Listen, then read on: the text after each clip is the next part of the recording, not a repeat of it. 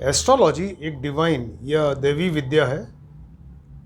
Basics of astrology के lectures हम ले रहे हैं, लेकिन इसमें एस्ट्रोलॉजी के जो बेसिक्स हैं उसके अलावा कुछ एस्ट्रोनॉमी के बारे में भी आपको नॉलेज होनी चाहिए। एस्ट्रोनॉमी यानी खगोल शास्त्र के बारे में भी आपको नॉलेज होनी चाहिए, तो उसके बारे में थोड़ा सा आपको बताते हैं।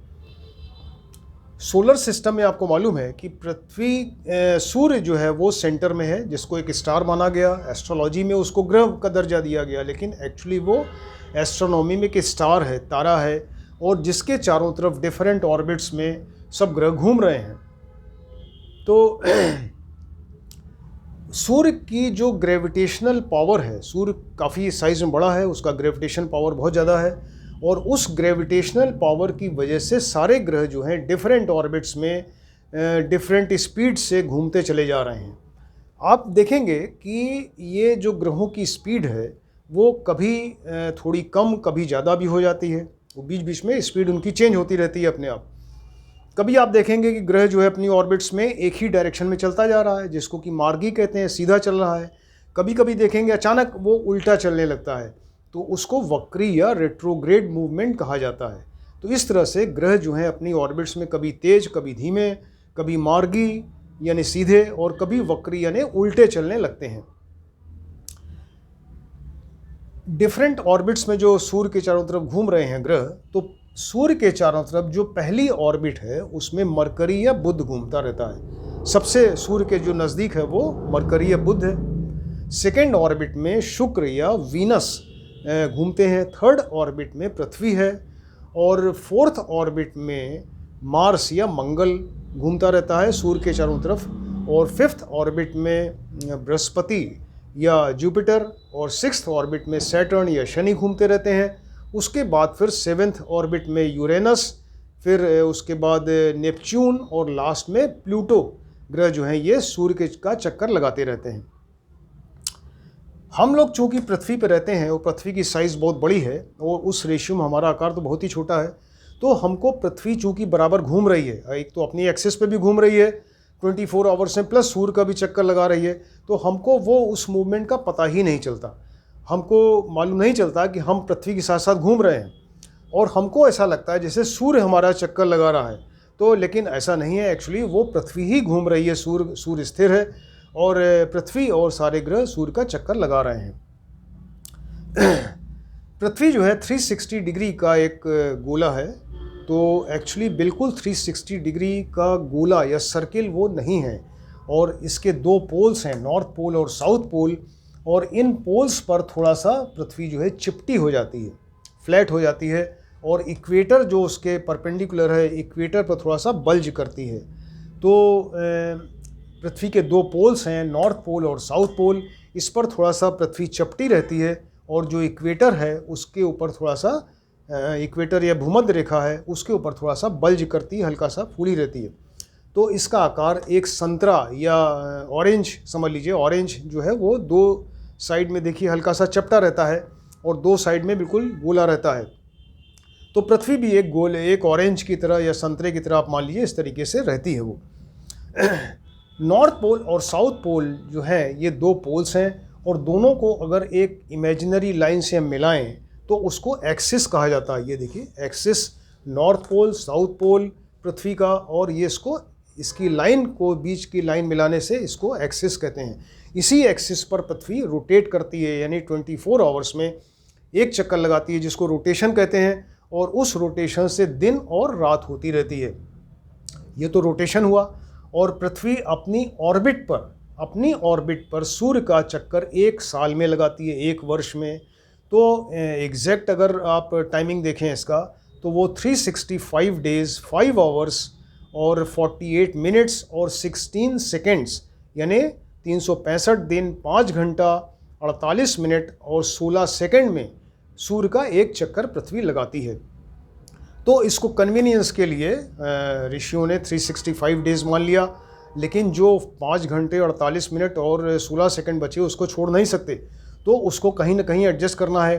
तो इसके लिए क्या किया गया कि इसको एवरी चौथे साल में, 4th ईयर पे एक दिन बढ़ा दिया जाता है, क्योंकि 5 आवर्स 48 मिनट 16 सेकंड का मतलब करीब करीब 1/4 डे हो गया, एक चौथाई दिन हो गया। तो एक दिन 4 साल में एक दिन उसको बढ़ा दिया जाता है, और वो उस वर्ष जो है वो फरवरी 28 की जगह 29 डेज़ की जाती है, और इस तरह से वो साल जो है 366 डेज़ का हो जाता है, और उस साल को लीप ईयर कहते हैं। तो एवरी 4th ईयर इस जो 1/4 का एक डिफरेंस आ रहा है डे का, इसको बैलेंस बनाने के लिए वो लीप ईयर बना दिया गया। अब पृथ्वी जो है जिस ऑर्बिट पे घूम रही है तो उसको एक्लिप्टिक कहते हैं। एक्लिप्टिक, देखिए इस ऑर्बिट पे पृथ्वी घूम रही है, उसको एक्लिप्टिक कहा जाता है। ये भी बिल्कुल सर्कुलर नहीं है, बिल्कुल गोलाकार नहीं है, बल्कि थोड़ा सा अंडाकार है, यानी एक्लिप्टिकल है। एक्लिप्टिकल या अंडाकार है, तो उसको एक्लिप्टिक कहते हैं। और इस जो पृथ्वी एग्जैक्ट जिस ऑर्बिट में घूम रही है उसके 9 डिग्री ऊपर नॉर्थ साइड में, 9 डिग्री साउथ साइड का जो एरिया है, यानी 18 इंच की एक बेल्ट बनेगी। तो उसमें सारे ग्रह घूमते रहते हैं, यानी बुध से लेकर और लास्ट में जो ग्रह हैं यूरेनस, नेपच्यून, प्लूटो, ये सब उसमें घूमते रहते हैं। और उस 18 इंच की जो बेल्ट है उसको नक्षत्र मंडल, आकाश मंडल, ज़ोडिएक, बहुत सारे नाम हैं, उसको नाम दिया गया है। ज़ोडिएक कहते हैं नक्षत्र मंडल या आकाश मंडल। तो उसमें सारे ग्रह जो है 18 इंच की बेल्ट में वो घूमते रहते हैं, 18 डिग्री की बेल्ट में घूमते रहते हैं। चूँकि एक्लिप्टिक जो है वो अंडाकार है, आपको बताया, बिल्कुल सर्कल नहीं है।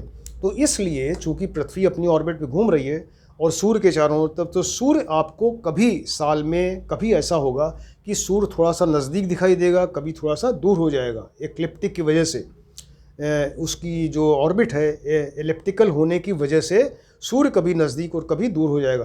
तो एवरी ईयर 3 जनवरी को सूर्य जो है वो पृथ्वी से सबसे नज़दीक होता है, और उसको पेरीहीलियन कहा जाता है। पेरीहीलियन, तो उस समय जो सन का डायमीटर, सूर्य का डायमीटर थोड़ा सा बड़ा दिखाई देगा आपको, और वो सूर्य सबसे नज़दीक होता है पृथ्वी के, उसको पेरीहीलियन कहते हैं। और 4 जुलाई एक डेट है, तो जिस दिन सूर्य जो है पृथ्वी से सबसे दूर होता है उसको एपीहीलियन कहा जाता है। उस समय उसका डायमीटर थोड़ा सा छोटा हो जाता है और उसको छोटा दिखाई देगा आपको, और उसको एपीहीलियन कहा जाता है। तो 2 वर्ड हैं, पेरीहीलियन और एपीहीलियन। अब पृथ्वी जो है एक ये गोला है, और इसके सेंटर में अगर एक आप लाइन खेलें, ये देखिए, ये नॉर्थ पोल साउथ पोल, इसके बिल्कुल सेंटर में, एग्जैक्ट सेंटर में अगर अभी एक हम सर्किल खींचें तो वो उसको ग्रेट सर्किल कहा जाता है, ग्रेट सर्किल कहते हैं। और जो लाइन है उसको इक्वेटर कहा जाता है, या भूमध्य रेखा। भू माने पृथ्वी और मध्य यानी बिल्कुल एग्जैक्ट उसके मध्य में जो लाइन खींची गई, तो ये इसको इक्वेटर, भूमध्य रेखा या इक्वेटर कहते हैं। और ये इसको ग्रेट सर्किल कहा जाता है, इसलिए कि इसके पैरेलल में अगर और आप सर्किल खींचते चले जाएंगे यहाँ से नॉर्थ पोल या साउथ पोल की तरफ, तो वो सर्किल जो है छोटे होते चले जाएंगे साइज़ में।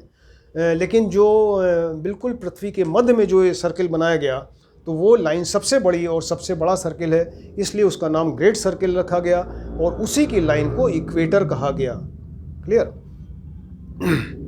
अब इक्वेटर देखिए, ये नॉर्थ पोल और ये साउथ पोल, और इक्वेटर है ये एक्लिप्टिक है। एक्लिप्टिक जिस ऑर्बिट पे घूम रही है पृथ्वी, तो इक्वेटर जो है वो एक्लिप्टिक के साथ में 23.5 डिग्री का एक एंगल बनाता है, कोण बनाता है। ये देखिए, ये वाली लाइन इक्वेटर और ये वाली लाइन एक्लिप्टिक, इसके साथ जो एंगल बना पृथ्वी का वो 23.5 डिग्री का एक एंगल बनता है।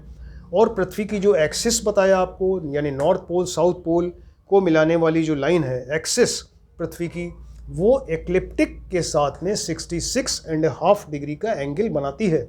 यानी पृथ्वी जो है वो अपनी ऑर्बिट पे 66.5 डिग्री वो झुकी रहती है, वो झुक जाती है। तो इसी झुकाव के कारण ही ऋतुएं बनती हैं, या ये जो ऋतुएं आप जो क्लाइमेट्स चेंज होते रहते हैं, आप देखेंगे कि वो इसी की वजह से, अगर बिल्कुल परपेंडिकुलर ऐसे होता, 90 डिग्री का एंगल बनता, तब वो क्लाइमेट चेंज नहीं होता फिर, और दिन और रात भी बराबर होते। तो लेकिन चूंकि 66.5 डिग्री पे वो अर्थ इंक्लाइंड है एक्लिप्टिक की तरफ, इसलिए वो क्लाइमेट चेंज होती रहती है। कैसे? देखिए, ये सन है बीच में और ये पृथ्वी घूम रही है, साल में एक चक्कर लगा रही है। तो ये इस तरह से north pole south pole, north south, north south, north और साउथ पोल है, ऐसे पृथ्वी घूमती जा रही है। तो साल के 6 महीने क्या होगा कि जो पृथ्वी का हाफ पार्ट है और नॉर्थ पोल है वो सन की तरफ ही रहेगा। देखिए ये नॉर्थ पोल जो है वो सन की तरफ रहेगा साल के 6 महीने, यानी नॉर्थ साइड जो पृथ्वी का है, आधा पार्ट पृथ्वी का, तो वो उसमें दिन बड़े और रात छोटी होंगी।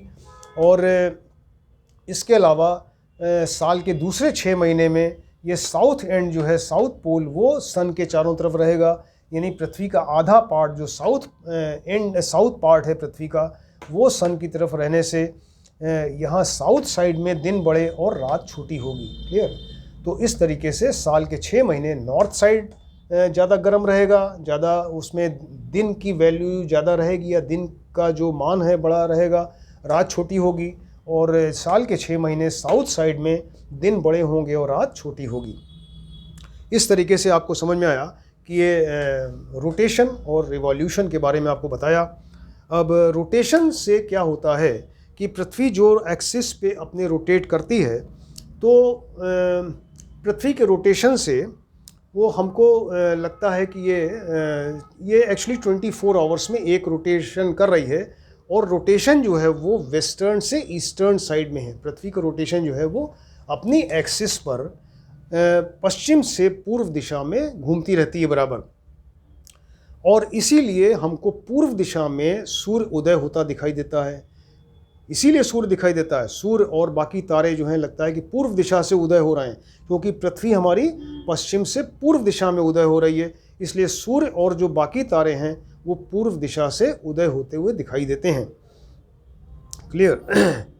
तो पृथ्वी के रोटेशन से क्या होगा कि कोई चीज़ जब मूव करती है, बराबर मूव करती जा रही है पृथ्वी, तो एक सेंट्रीफ्यूगल फोर्स बनता है। दो फोर्स होते हैं, एक सेंट्रीपिटल यानी अंदर की तरफ फोर्स लगता है किसी चीज़ के घूमने से, और सेंट्रीफ्यूगल का मतलब वो फोर्स बाहर की तरफ लगता है। तो पृथ्वी चूँकि बराबर घूम रही है, तो इसलिए इसके घूमने से एक सेंट्रीफ्यूगल फोर्स लगता है बाहर की तरफ, और उसी फोर्स की वजह से इक्वेटर पर थोड़ा पृथ्वी जो है बल्ज हो गई है और पोल्स के ऊपर वो चपटी हो गई है। यही रीज़न है, इसलिए इसकी शक्ल जो है एक ऑरेंज की तरह या संतरे की तरह दिखती है, बिल्कुल गोलाकार न होकर ये एक ऑरेंज की तरह दिखती है, क्योंकि इक्वेटर पर थोड़ा बल्ज हो गई, फूल गई, और पोल्स के ऊपर ये थोड़ी चपटी हो गई। पृथ्वी के रोटेशन की वजह से ही दिन और रात होती हैं। और इसके अलावा जो समुद्र की लहरें, आप देखते हैं समुद्र में लहरें बराबर उठती रहती हैं, तो समुद्र की लहरें हैं और जो पूरे विश्व में जो हवाएं चलती हैं, सब इसी रोटेशन की वजह से ही है। पृथ्वी रोटेट करती है, उसकी वजह से हवा चलती है और समुद्र में लहरें भी उत्पन्न होती हैं। तो ये टॉपिक हमने आपको बताया, ये एस्ट्रोनॉमी से रिलेटेड एक टॉपिक बताया। इसमें पृथ्वी के दो poles, north pole south pole, दोनों को मिलाने की जो लाइन है, इमेजिनरी लाइन, उसको एक्सिस पे पृथ्वी घूम रही है 24 आवर्स में, उसको रोटेशन। और पृथ्वी जिस ऑर्बिट पे घूम रही है वो एक्लिप्टिक हुआ, और एक्लिप्टिक के 9 डिग्री ऊपर और 9 डिग्री नीचे का जो बेल्ट है उसमें सारे ग्रह घूम रहे हैं, और पृथ्वी के सेंटर में एक जो लाइन है उसको इक्वेटर कहा गया। और जो रिवॉल्यूशन है, रिवॉल्यूशन में चूँकि ये पृथ्वी जो है वो थोड़ा सा 66.5 डिग्री इसका पोल या पृथ्वी की एक्सिस जो है वो इक्वेटर पे झुकी हुई है, एक्लिप्टिक पे झुकी हुई है 66.5, इसकी वजह से क्लाइमेट चेंज होते रहते हैं। रिवॉल्यूशन में क्लाइमेट चेंज होता रहता है। तो ये चीज़ें भी बहुत इंपॉर्टेंट है, आपको जानना ज़रूरी है, क्योंकि एस्ट्रोलॉजी से रिलेटेड ही एस्ट्रोनॉमी है, और इसलिए आपको ये बताया। अभी एस्ट्रोनॉमी की कुछ और चीज़ें आपको फर्दर जो और लेक्चर्स हैं उसमें बताएंगे, आप इसको ध्यान से देखें और सुनें और समझें इसको।